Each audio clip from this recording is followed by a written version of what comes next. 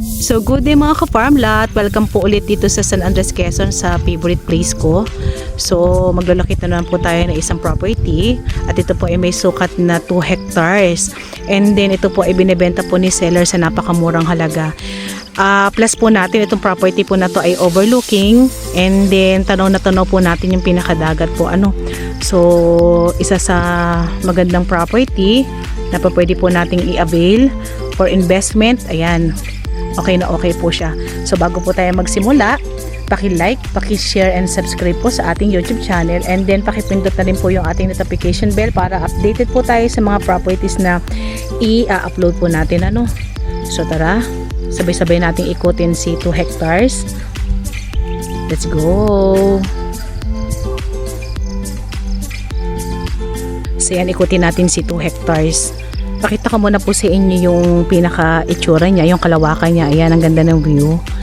Yung baling mga nakatayo po na yan po ay sakop pa po ng property po And then, ayan. So, marami tayong part na walang tanim. So, ito po mga kalapit na lang po natin, So, yan po ay hindi po sakop ng property. And then, dun sa may mga niyugan na yun po yung pinakasakop niya. Ayan. So pupunta tayo dun sa may tabi ng dagat para mas makita natin yung view. Yan, bali pakita ko lang po sa inyo yung pinaka-korte po ng lupa Bali kagaya ng nasabi ko, ito pong mga niyog na yan ay kasama po sa property. And then, kung mapapansin po natin yung pinakadulo ng niyog na yan po ay tutugon po dun sa may pinakadulo ng niyogan na yan kung saan matatanaw na po natin yung pinakadagat. So hindi po kasama itong property po na ito kung saan marami ring nakatanim na niyog. So hindi na po yan kasama, hanggang dito na lang po tayo.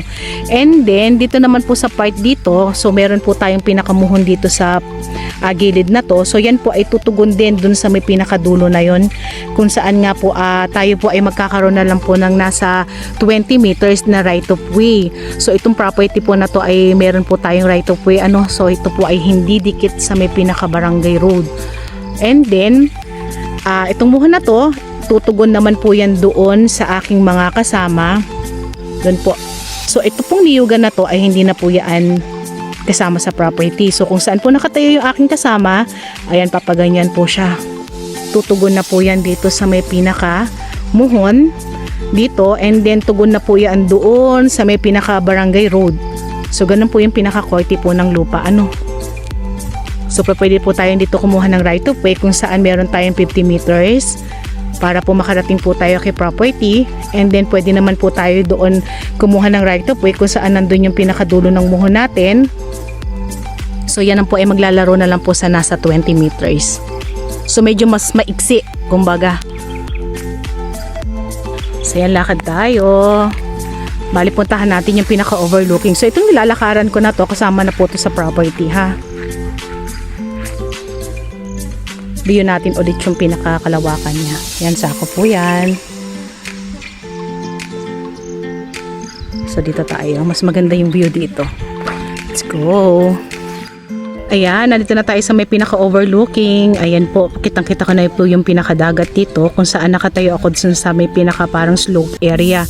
So, paliwanag ko lang po, explain ko lang po. Bali po, kung makikita nyo po yung baka na yan, and then yung pinakapuno na yan, yan po yung pinaka-boundary to another property. So, hindi na po sasakupin si niyugan. So, yan po ay tutugon po dito sa dalawang niyog na yan, and then tutugon na rin po iyan dun sa may pinaka-unang kinuhanan natin ng video kung saan marami tayong niyugan hanggang paglabas na po yan ng pinaka-barangay road. So, ganun po yung pinaka-korte ng lupa. So, ito lang pong part na to, si 2 hectares. Ayan. Ayan po. So, yung mga niyugan na yun, hindi na po yun kasama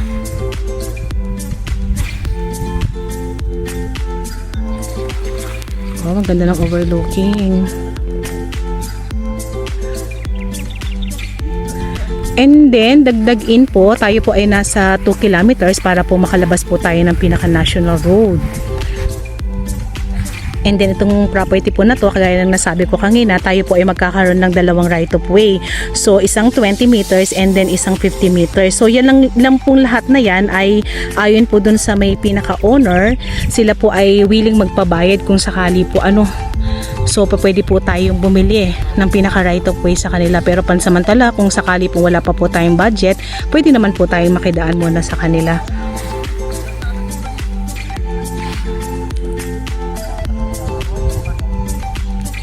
So yan, balik tayo dito sa unang part na binidyohan natin. Pakita ko lang po muna ulit sa inyo ha.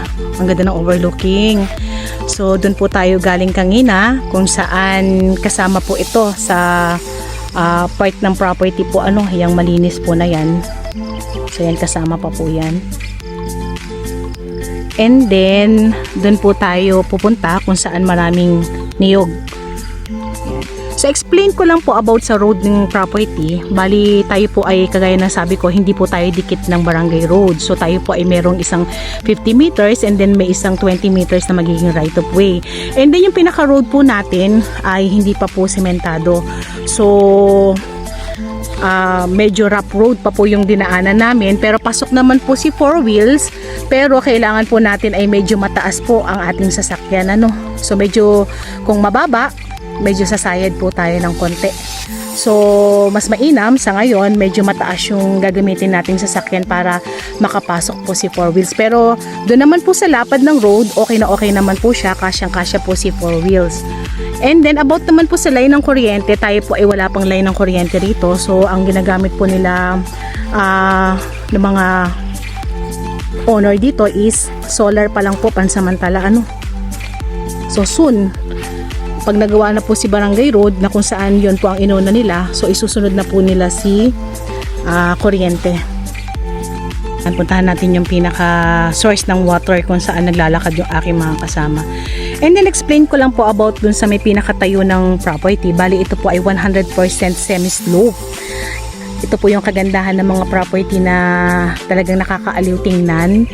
And then talagang mafe-feel mo yung pinaka pagka-farm niya, And then ito po, ma-advise ko lang po sa inyo kung sakaling i-avail nyo. Ito po ay magandang pag-alagaan ng mga hayop. Ayan, kung saan nakakita tayo ng mga baka, kambing. Yan.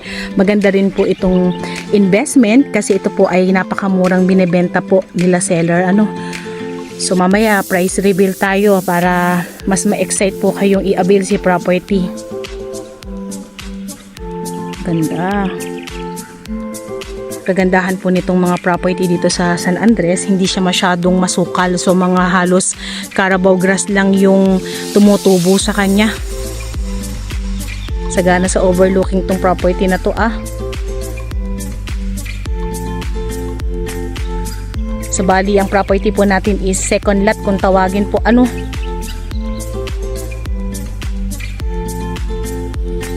And then kagandahan po nito, buhay po si owner. And then ito pong property po na to, paliwanag ko lang po or explain ko lang po about sa documents. Ito po ay matured CLOA. So pwede na po itong ibenta.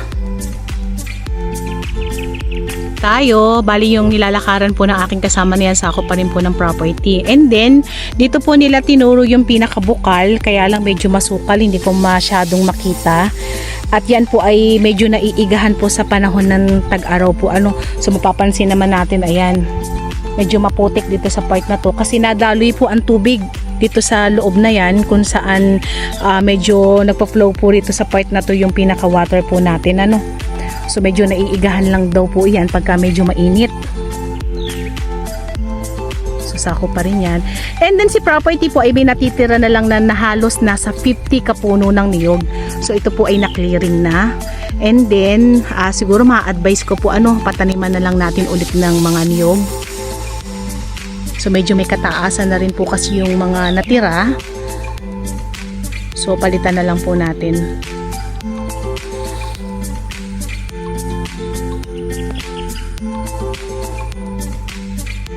Ganda ng overlooking.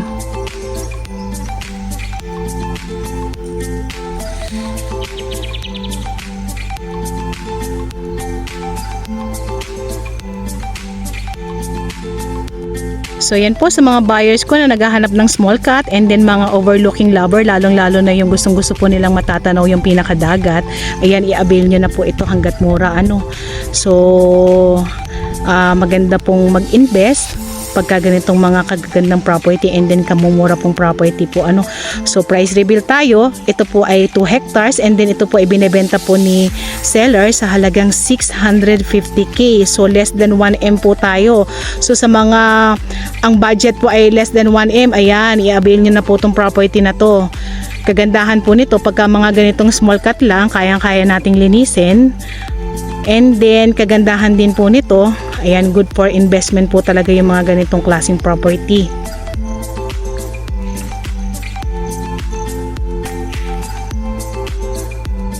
So yun po, bago tayo tuluyang lumabas ng property, bali explain ko lang po ano. So in-explain po kasi sa akin kanina ni owner, bali yan pong nakatayong niyog na yan. So meron pong isang muhon dyan.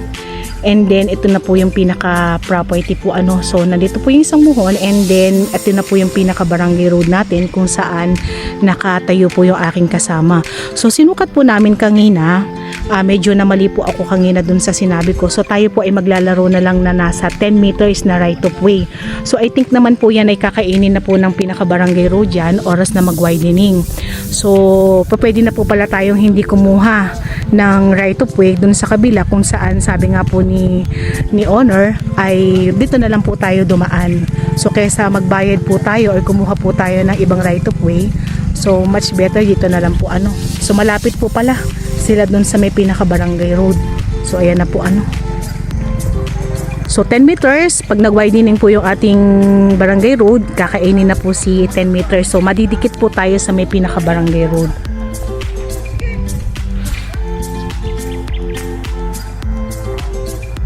So ayan po si property, tanaw natin dito, ang ganda.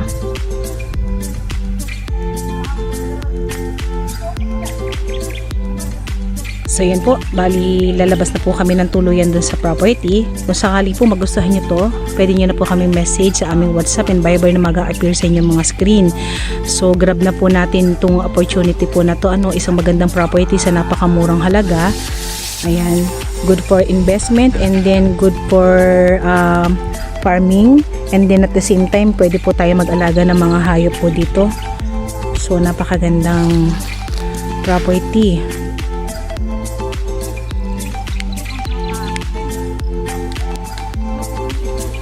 So by the way, it's me again, Olive, dito po sa Greenfield Realty. So thank you po for watching.